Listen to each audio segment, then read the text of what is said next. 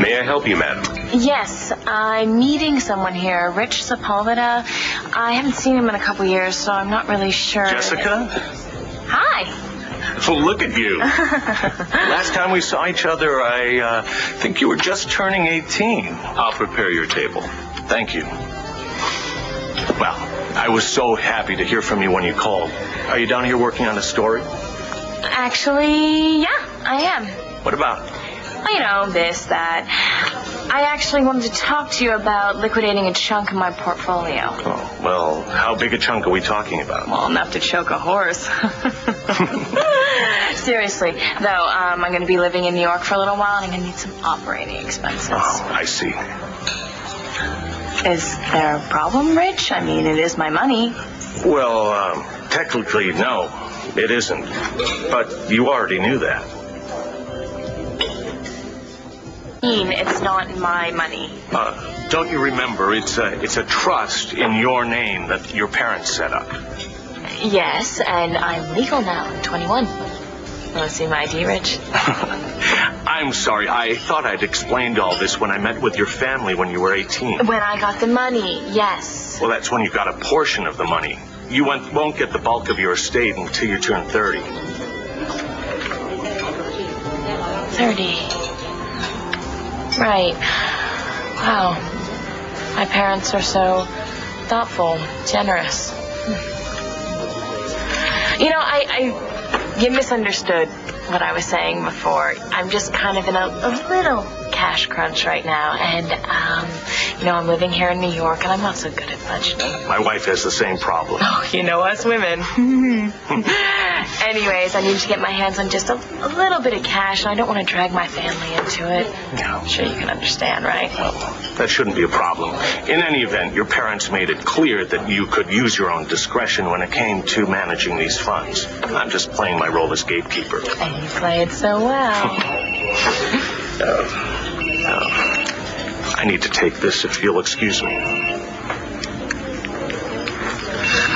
Nice work, Princess Jessica. I'm not going to have the money till you're 30. God. You need me more than you know. Hi. What are you doing here? You wrote this address down on a piece of paper next to the phone in my apartment. Oh, and you followed me here? It's a little skeevy. I wanted to apologize. Apologize? Yeah. When I came out and you weren't there anymore, I realized I might have been too hard on you. I may have. Okay, I was. Look, it's just that you... What? Nothing. Yeah. It's just that I'm what? All right, me. I'm a pretty level-headed guy, you know, eye on the prize and all that. But for some reason, when I'm around you, I just can't focus on what it is that I'm supposed to be doing. Which is? Well, making money. Oh, yes, money. Well, it was pouring money a little while ago. No, it's just a taste of what I'm actually going to need, but... Oh, well, then you know what? Don't let me keep you from it, okay?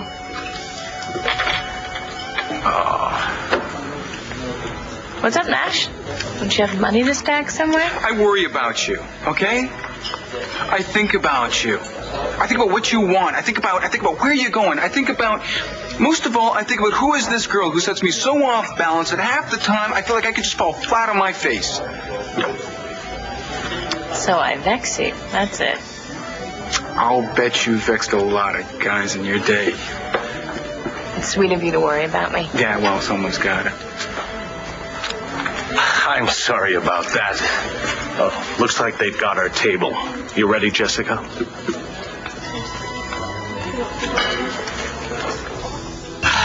I am so sorry. I'm managing a meltdown today.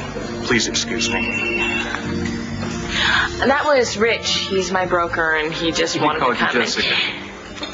Yeah. Yeah, your twin sister who passed away. You know, Jessica. He's an airhead. He's great with number crunching, but when it comes to the whole people thing, he's a little off. You are in the process of apologizing to me. Please continue. I thought I just did. No, I think what you were doing was giving me examples of how I'm interfering in your lives. Right. Okay. Back at my place, I realized that I'm always busting your chops for never being straightforward with me. And I realized that I'm always pulling the same act with you.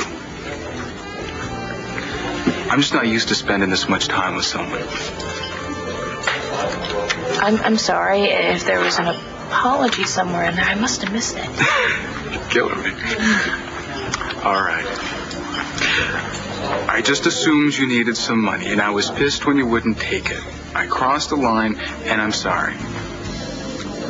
So you're apologizing for wanting to lend me money? I'm apologizing for assuming that you needed to be rescued when you so obviously don't. I have never met someone with such self-confidence that they could walk into the streets of New York City without a dollar in their pocket and know that for a fact they could make something happen without breaking a sweat. As much as I hate to admit it, I envy you. Really? Wow. It's the kind of line a guy uses on me to get me in the sack. Nah, I've had you in the sack. It didn't do it for me. Well, that's only because you ended up on the floor. But I respected myself in the morning. I bet you did. Rich, this is my friend Nash. Nash. Rich. Pleased to meet you. You too. Listen, that was Corey, my assistant. One of our clients was just indicted. I need to get back to the office. I understand. Call Corey and tell her what you need. You've always been so careful with your money. Won't be a problem. Thanks, Rich. Nice to meet you, Nash. Likewise. So, you do have money. Uh-huh. A little bit. Rich is the gatekeeper. You know, a week ago I couldn't have afforded a coffee in this place, but I seem to have run into a little bit of luck lately. Would you have lunch with me? We could go Dutch. You know what? I think I'm going to let you get this one. I thought you might. You know, I bet you wish you'd never met me. Your life would have been so much easier. And why do you think I want easier? Are we drinking? Oh, I am not coming to this place and not hitting the wine list. We'll have the Chateau Beaufort, please. A very good choice, sir. Thank you. Well, if you wanted to impress me, it's just better to leave the vodka shooters. You know, a crust of bread and a fine wine is all I need. You live longer, too. You have all the answers, don't you? All the ones that count.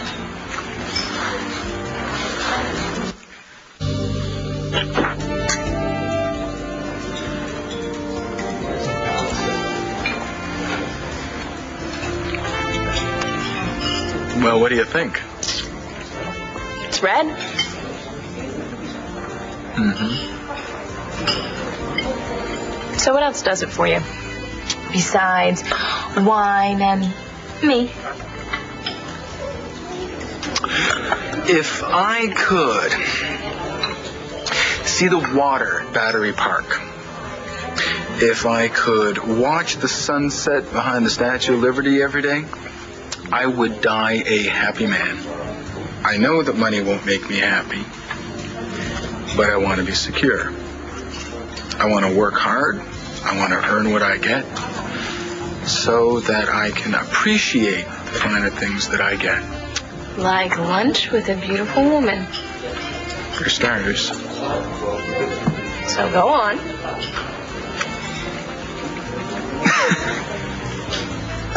I love the way the world brightens around you when you smile. Until I met you, my apartment was a place to be endured. Until I saw you sleeping in my bed. Now I can't wait to go back because I know that you'll be there. Wow. 2 weeks ago, I had a plan. And I was putting it into action. But now I daydream. I daydream about you. I daydream about you in that pool in the Hamptons. Half me wanting to throttle you for going through my wallet, and the other half wanting to jump in there and finish what we started last night.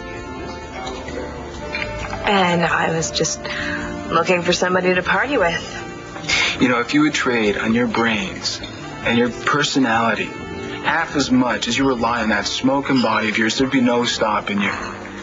You scare the hell out of me, Tess, because I could change my plans for you. And I've never done that for anyone.